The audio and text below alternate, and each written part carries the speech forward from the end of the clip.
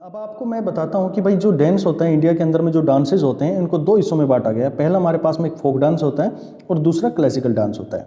Folk dance का अगर मैं बात करूँ तो ये होता है किसी पर्टिकुलर कम्युनिटी, प्लेस या कास्ट, वो इसको ऑर्गेनाइज करते हैं, वो इस नृत्य को परफॉर्म करते हैं। जैसे बात करें कि भाई कोई फसल कटी है तो उसको एंजॉय करने के लिए, उसकी खुशी के लिए, सेलिब्रेट करने के लिए कोई त्यौहार मना लिया गया। हरियाणा के अंदर बात करो तो सांग जैसे होता है वो कर लिया गया, भंगड़ा हुआ ये कर लिया गया। यानी कि किसी कम्युनिटी, प्लेस और कास्ट, यानी कि कितने भी लोग इकट्ठे होकर इस डांस को कर सकते हैं, कोई रूल रेगुलेशन नहीं होती है। लेकिन जब हम बात करते हैं क्लासिकल डांस के लेके, तो क्लासिकल डांस क्या होता है, ये बेसिकली जो देवी देवता होते हैं या भगवान होते हैं, जो धार्मिक शास्त्रों के अंदर में होते हैं, उनके जो पात्र होते हैं, यानी कि उनके जो करेक्टर्स होते हैं, उनका वर्णन किया जाता है किसके थ्रू, डांस के थ्रू। तो ये डांस थ्रू कौन सा कहलाता है, इसके अंदर में शास्त्रीय नृत्य कहलाता है। इसके अंदर में बात करें कि इसके रूल रेगुलेशन होते हैं वो काफ़ी टफ होते हैं, यानी किस तरह का आपको ड्रेसिंग सेंस रखना है, किस तरह का आपको एक्सप्रेशन देने हैं अपने। तो ये हमारे पास में क्या आ जाता है, क्लासिकल डांस आता है। इंडिया के अंदर में कितने क्लासिकल डांस हैं हमारे पास में, हम आगे पढ़ेंगे। अब 8 तरह के क्लासिकल डांस यहाँ पर बताए गए हैं। तो चलिए अब इसके अंदर में हम देखते हैं कि भाई जो क्लासिकल डांस का जो है, इसके अंदर में किस तरह के रस होते हैं, क्या बुनियादी पहलू होते हैं इसके अंदर में। तो मैं आपको एक छोटा सा हिस्ट्री का पहलू बताता हूँ इसके अंदर में, कि फर्स्ट टाइम जो शास्त्रीय नृत्य है इसके बारे में कहाँ पर डिस्कस किया गया था। तो ये किया गया था नाट्य शास्त्र है उसके अंदर में क्लासिकल डांस के बारे में डिस्कस किया गया था। अब बात करें, क्वेश्चन आता है कि नाट्य शास्त्र किसने लिखा है, किसने इसके बारे में डिस्कस किया है, तो ये है भरत मुनि थे। उन्होंने क्लासिकल डांस के बारे में डिस्कस किया था, किसमें, अपने शास्त्र के अंदर में, जिसको जाना जाता है नाट्य शास्त्र। अब नाट्य शास्त्र है, इसके अनुसार जो शास्त्रीय नृत्य है उसके कितने बुनियादी पहलू हैं, यानी कि मेन जो इंपॉर्टेंट जो चीज़ें हैं वो क्या होनी चाहिए उसके अंदर में। तो दो चीज़ें वहाँ पर बताई गई हैं, एक तो लक्ष्य होता है और एक होता है तांडव। तो लक्ष्य जो है इसके अंदर में ये बात करें तो जो स्त्री विशेषताएं हैं उनको प्रतीक होता है। जैसे उसके अंदर में किस तरह के जब डांस करते हुए कैसे भाव देने हैं, किस तरह का अभिनय करना है, किस तरह का रस होना चाहिए जो वहाँ पर डिस्प्ले कर रहे हैं, जिस तरह का अभिनय कर रहे हैं वहाँ पर।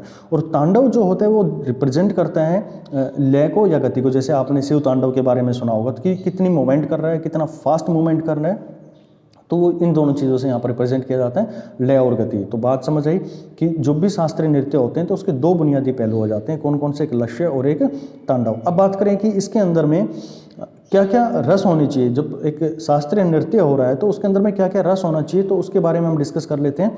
उसके अंदर में हम देखेंगे कि हमारे पास में टोटल नंबर ऑफ जो रस होते हैं वो 9 तरह के रस होते हैं। जब भी कोई एक शास्त्रीय नृत्य चल रहा है तो सबसे पहले किस तरह का श्रृंगार होना चाहिए, हास्य होना चाहिए, उसके अंदर में करुणा होनी चाहिए, कंपैशन यानी कि रौद्र रूप होना चाहिए, यानी कि एंगर होना चाहिए उसके अंदर में, भयंकर यानी कि बहुत ही हॉरर रूप भी होना चाहिए उसके अंदर में, वीर, अद्भुत, विभत्स और शांत यानी कि शांति। हर तरह के यानी कि 9 तरह के रस उसके एक्ट के अंदर में, अभिनय के अंदर में यहाँ पर रिप्रेजेंट होने चाहिए। तो बात वही कि जो भी हमारे पास में क्लासिकल डांस है वो रिप्रेजेंट करते हैं बेसिकली किस चीज़ को, कि भाई किस तरह का हमें अभिनय करना है, उसके अंदर में लक्ष्य और दूसरा हमारे पास में तांडव, दो चीज़ों को वहाँ पर रखते हुए ये डांस को पूरा परफॉर्म किया जाता है। ठीक है, अब आगे बढ़ते हैं हम इसके अंदर में और हम देखते हैं कि क्या संगीत जो शास्त्रीय नृत्य है क्या अभी शुरू हुआ है, ये नहीं। अगर इसकी हिस्ट्री पर हम जाकर देखें तो ये लगभग 5000 साल पहले शुरू हो चुके थे। अब इसके तथ्य हमें कहाँ से मिलते हैं, या तो किसी गुफा में इसके अभिलेखों से मिलते हैं, या फिर कहीं बनी हुई तस्वीरों से मिलते हैं, या मूर्तियों से मिलते हैं। जैसे यहाँ पर हमने रिप्रेजेंट किया है कि ये हिमाचल प्रदेश के चंबा के अंदर में शिव नृत्य करते हुए यहाँ पर दिखाई दे रहे हैं, यानी कि ये अभी का तो नहीं हो सकता, यानी कि बहुत पुराने जो हैं वो शास्त्रीय नृत्य है वो चलते आ रहे हैं। उसी तरह से या उड़ीसा का जो कोणार्क मंदिर है, कोणार्क के अंदर में सूर्य मंदिर है, वहाँ पर भी नर्तकी की एक तस्वीर लगाई गई है, मूर्ति लगाई गई है। और बात करें हम मध्य प्रदेश के अंदर में भी जो गुफा चित्रकारी है वहाँ से भी हमें ये तथ्य मिलते हैं कि जो शास्त्रीय नृत्य है वो आज से नहीं बहुत पुराना है। तो लमसम हम इसका बोल सकते हैं कि 5000 साल पुराना यहाँ पर है। अब ये तो हमारी होगी इसकी हिस्ट्री के बारे में। बात करते हैं कि भाई इंडिया के अंदर में किस तरह के हमारे पास में जो शास्त्रीय नृत्य हैं वो कौन कौन से हैं, उसके बारे में एक बार डिस्कस कर लेते हैं। तो इंडिया के अंदर में कुल मिला के 8 तरह के शास्त्रीय नृत्य हैं। ठीक है, और बाकी जो बच जाते हैं वो सारे किस में चले जाते हैं, जितने भी हमारे बच गए वो हमारे चले जाते हैं किसके अंदर में, फोक डांसेस के अंदर में चले जाते हैं। तो यहाँ पर मेरे पास में कौन कौन से, एक बार मेरे साथ जल्दी से रिपीट कीजिएगा। भारतनाट्यम या भरतनाट्यम के नाम से हम इसको जानते हैं, दूसरा कुचिपुड़ी, तीसरा कथकली, मोहिनीअट्टम, ओडिसी, मणिपुरी, कथक, सत्रिया, यानी कि इंडिया के अंदर में केवल और केवल यही 8 क्लासिकल डांस है जिनको दर्जा मिला हुआ है। ठीक है, अब ये नहीं कि और डांसेस नहीं है, और डांसेस जो इनके अलावा बच गई उनको हम किस कैटेगरी में डाल देते हैं, फोक कैटेगरी में डाल देते हैं, या फिर लोक नृत्य के नाम से हम उनको जान लेते हैं। जैसे लोक नृत्य के बारे में मैंने बताया कि लोक नृत्य क्या होते हैं, ये किसी रीजन के अंदर में किसी कास्ट के थ्रू ये वहाँ पर परफॉर्म किए जाते हैं। चलिए इसके आगे देखते हैं कि भाई ये जो 8 डांस मैंने यहाँ पर बताए हैं ये कहाँ कहाँ पर प्ले किए जाते हैं, कहाँ कहाँ पर इनका अभिनय होता है। चलिए नेक्स्ट हम देखते हैं इसके अंदर में। अगर शुरुआत करें, पहला जो अगर हम ट्रांसवर्स करेंगे हमारे मैप को, तो हम जैसा हमारा ट्रेंड चला है कि हम नॉर्थ से होते हुए नॉर्थ ईस्ट, साउथ और फिर ईस्ट वेस्ट की तरफ में हम चले जाते हैं, तो वही यहाँ पर हमारा ट्रेंड रहेगा। सबसे पहला बात करें कथक।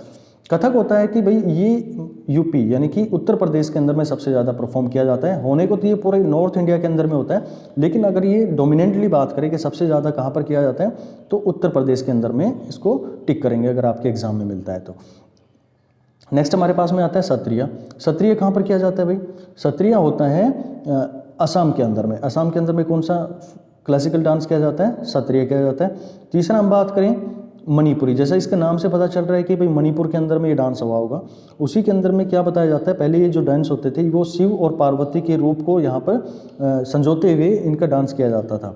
लेकिन अभी क्या है, इनकी जो मेन थीम है वो क्या हो गई है, इनका मेन थीम है वो इस टाइम पे कृष्ण हो गए हैं, यानी उनके चेहरा अभी मेन क्या हो गया, कृष्ण हो गया। पहले ये किसके लिए किए जाते हैं, शिव और पार्वती के रूप में किए जाते थे, जिसमें आप देख रहे होंगे एक ड्रम के ऊपर में इनको बैठा दिया जाता है, और इसी के और जो ट्रांसपेरेंट जो पल्लू होता है या घूंघट होता है वो इनके मुंह पर रहता है। तो मणिपुरी डांस होता है वो कहाँ पर होता है, ये मणिपुर के अंदर में होता है। नेक्स्ट हम बात करें ओडिसी, तो ओडिसी जैसा इसका नाम बता रहा है कहाँ पर होगा, ये उड़ीसा के अंदर में होगा।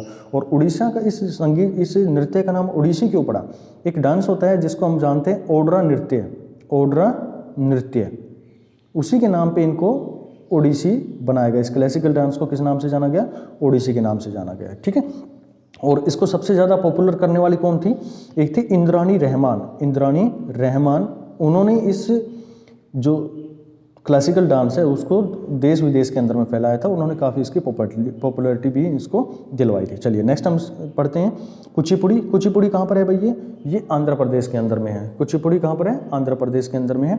यहाँ पर एक गाँव है कुशेलवापुरी, कुशेलवापुरी, उसी गांव के नाम पे यहाँ पर यह परफॉर्म किया जाता है, तो इसी गांव से निकला था और इसीलिए इसका जो नाम है वो बदलकर क्या रख दिया गया, कुचिपुड़ी। यानी कि कुचिपुड़ी कहाँ पर है भैया, आंध्र प्रदेश के अंदर में किया जाता है, और ये ग्रुप भी किया जा सकता है और सोलो भी किया जा सकता है। और मेनली इसके अंदर में किस चीज़ के बारे में डिस्कस किया जाता है, जो बताया था ना क्लासिकल डांस या तो किसी शास्त्र के बारे में, एक भगवान देवी देवताओं के बारे में बात करता है, उन्हीं के पात्रों को यहाँ पर डिस्प्ले किया जाता है।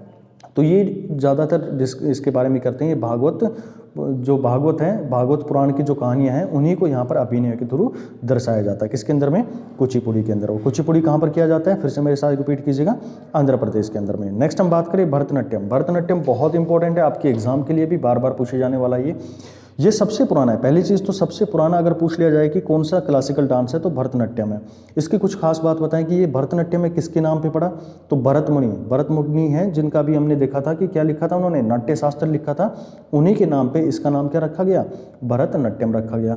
और इसके अंदर में एक ही नर्तिका यानी कि एक ही जो नर्तक होता है वही इसको परफॉर्म करता है, और अलग अलग तरह की इसकी क्या होती हैं, मुद्राएं की जाती हैं, जैसे कि तांडव भी हो गया, लक्ष्य भी हो गया, और आई की मूवमेंट होगी। ये बहुत सारे इसके मेन पॉइंट्स होते हैं जो परफॉर्म करते टाइम जो परफॉर्मर है उसको ध्यान में रखने पड़ते हैं।